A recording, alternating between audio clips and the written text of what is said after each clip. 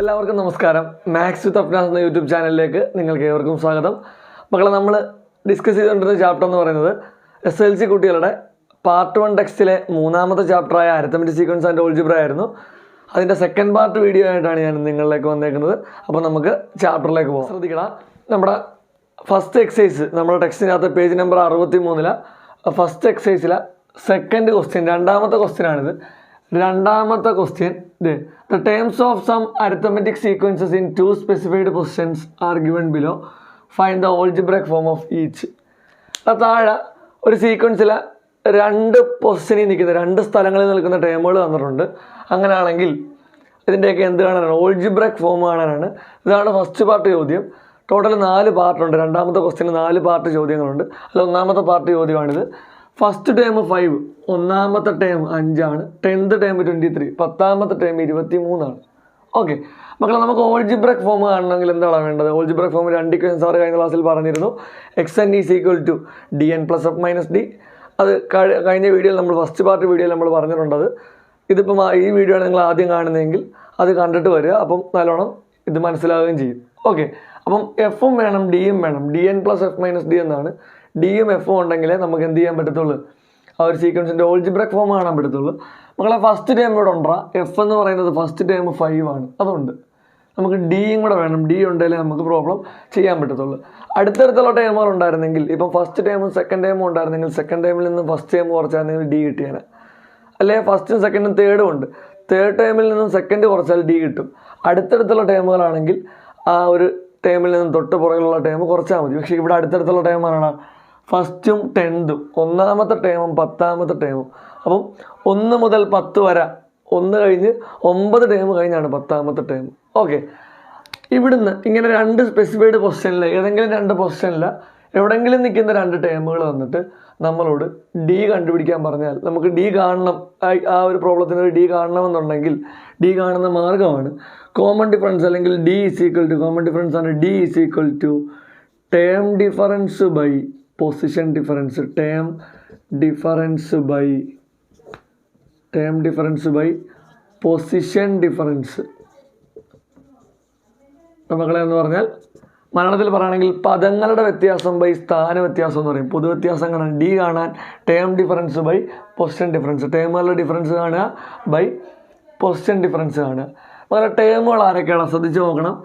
First term 5 എന്ന് പറയുമ്പോൾ first term 5 എന്ന് പറയുന്നത് 10th ടേം 23 എന്ന് പറയുന്നത്. ഫസ്റ്റ് ടേം 5 എന്ന് പറഞ്ഞാൽ ആ ടേം 5ഉം അതിൻ്റെ പൊസിഷൻ 1ഉം ആണ്. ടേം 5 ആണ്, അതിൻ്റെ പൊസിഷൻ 1 ആണ്. 10th ടേം 23 എന്ന് പറഞ്ഞാൽ ആ ഒരു ടേം 23യും അതിൻ്റെ പൊസിഷൻ 10ഉം ആണ്. അപ്പോൾ ഈ 5ഉം 23 ആണ് ടേമുകൾ. എന്താണ് 1ഉം 10ഉം അതിൻ്റെ പൊസിഷൻസ് ആണ്. അപ്പോൾ ടേം ഡിഫറൻസ് എന്ന് പറയുമ്പം ഫസ്റ്റ് ടേമും 10th ടേം ശ്രദ്ധിക്കേണ്ട ഒരു കാര്യം, 1ാം ടേമും 10ാം ടേമും പറഞ്ഞാൽ ഇപ്പം ഫസ്റ്റ് ടേം എഴുതി പോയി, എഴുതി സെക്കൻഡ് എഴുതുന്നു, തേർഡ് എഴുതുന്നു, അങ്ങനെ എഴുതി പോയി 10th ടേമായി. ഓക്കെ, അപ്പം ഇവിടെ നോക്കിയാൽ ഈ ഫസ്റ്റ് ടേമാണ്, 1ാമത്തെ ടേമാണ് 5, 10ാമത്തെ ടേമാണ് 23.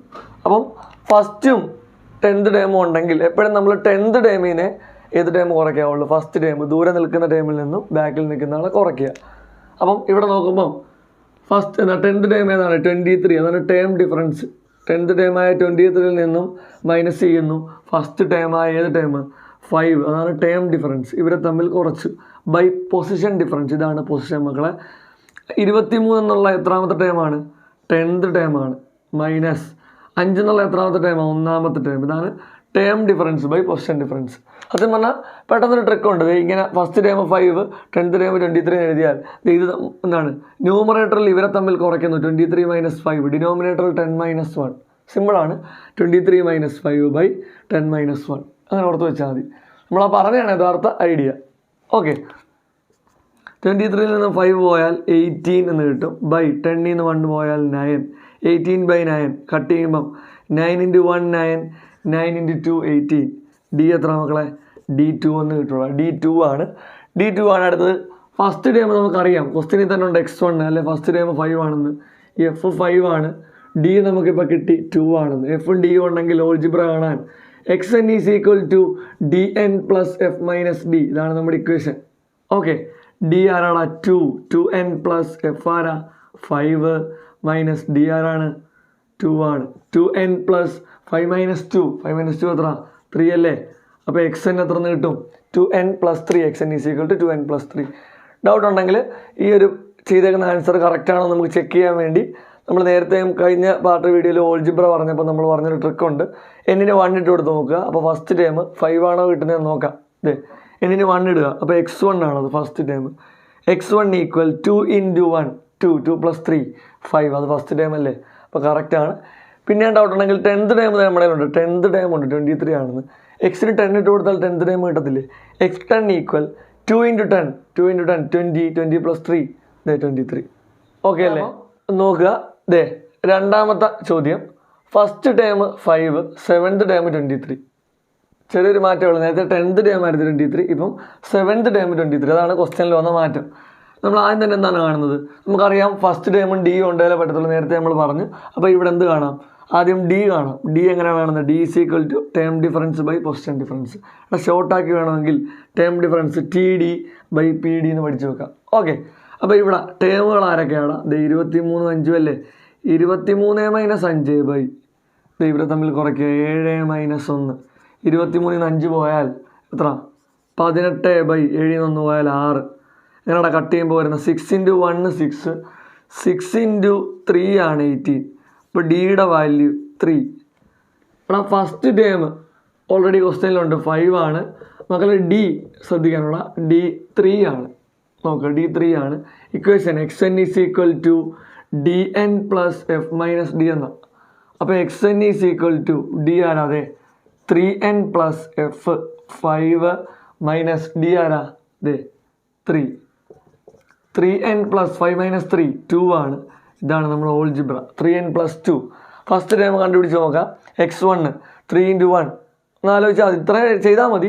പിന്നെ നമുക്കൊന്ന് കൺഫേം ചെയ്യാൻ വേണ്ടി 3 ഇൻറ്റു 1 3 പ്ലസ് 2 5. അതാണ് ഫസ്റ്റ് ടൈം. ഇനി 7th ടൈം 23 അല്ലേ? 7th ടൈം ഒന്ന് കണ്ടു നോക്കാം. എന്താണ്? ഇനി 7 ഇട്ട് കൊടുത്ത് നോക്കുക. 3 ഇൻറ്റു 7 എത്രയാണ്? 21 പ്ലസ് 2 23.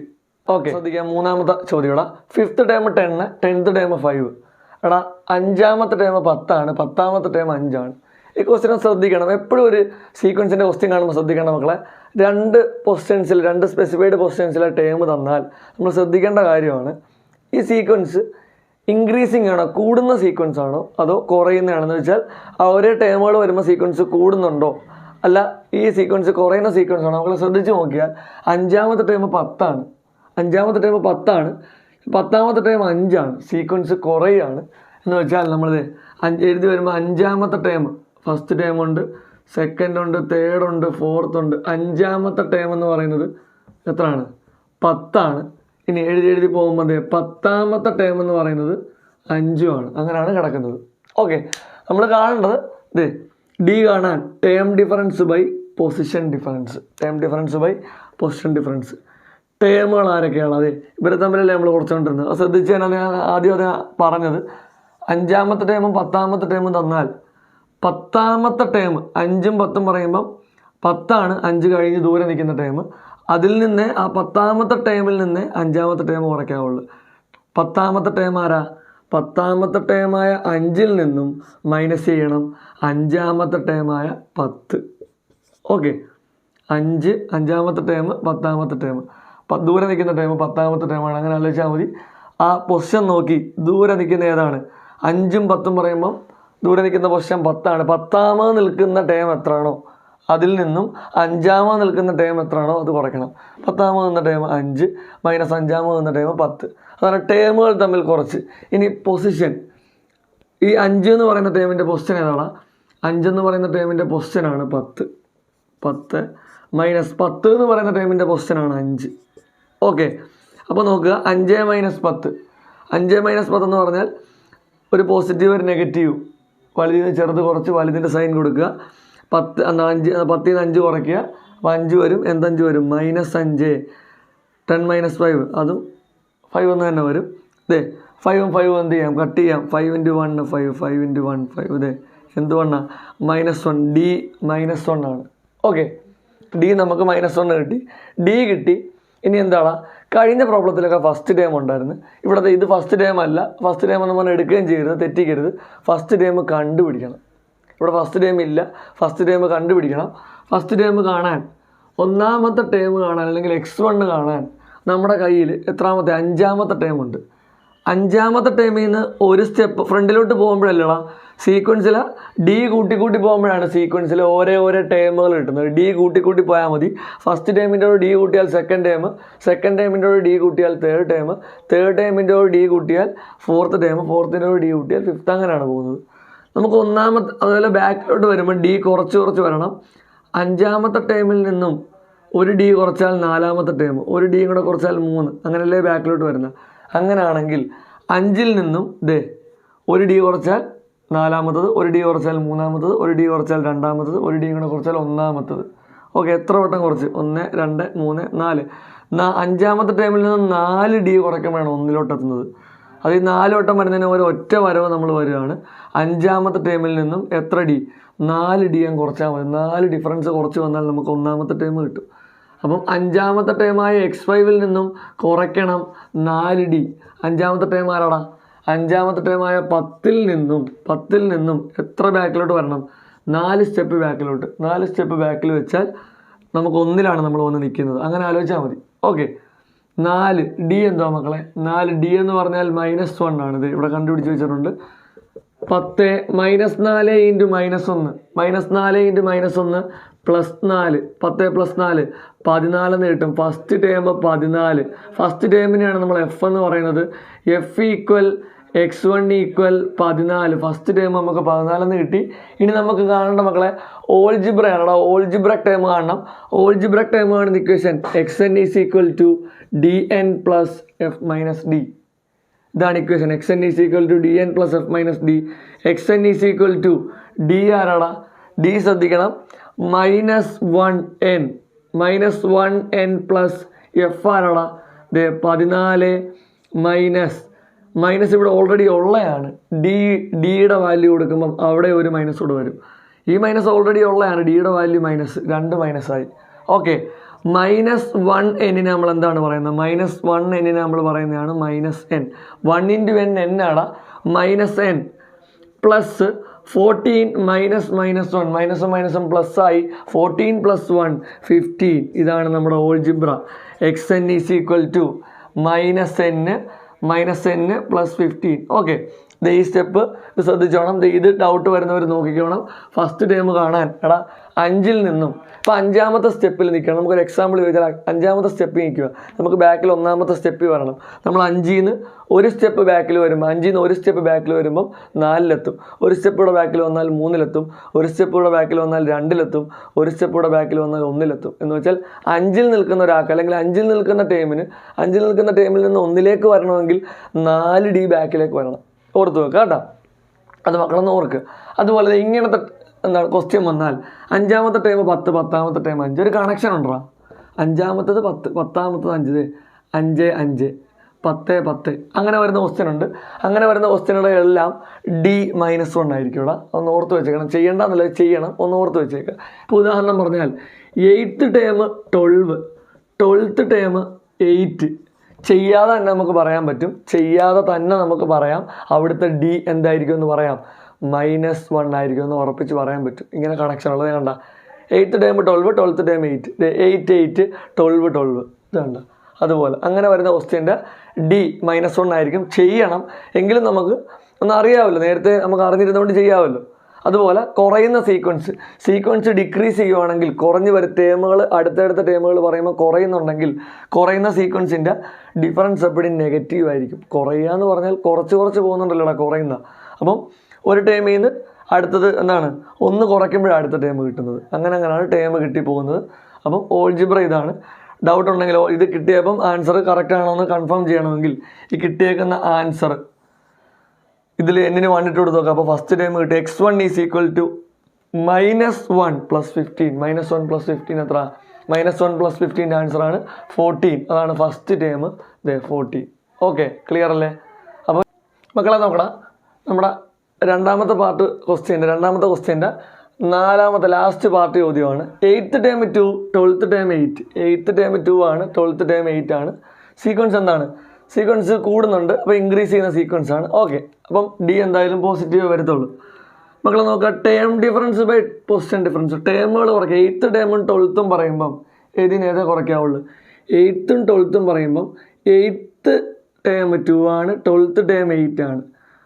അപ്പം ദൂരെ നിൽക്കുന്നത് അങ്ങനെ ആ ഒരു രീതിയിൽ ആലോചിക്കുക. 12th ടേം 12ാമത്തെ ടേമായ 8ൽ നിന്നും കുറയ്ക്കണം 8ാമത്തെ ടേമായ ടേം ഏത്? 2. 8 - 2 ബൈ അതിൻ്റെ പൊസിഷൻ ഏതൊക്കെയാണ്? 8ൻ്റെ പൊസിഷൻ 12 മൈനസ് 2ൻ്റെ പൊസിഷൻ 8. ഓക്കെ, 8 - 2 എത്രയാണ്? 6. 12 - 8 എത്ര? 4. 6/4 എന്ന് കിട്ടും. 6/4 എങ്ങനെ കട്ട് ചെയ്യാം? 6/4 2 വെച്ച് കട്ട് ചെയ്യാം.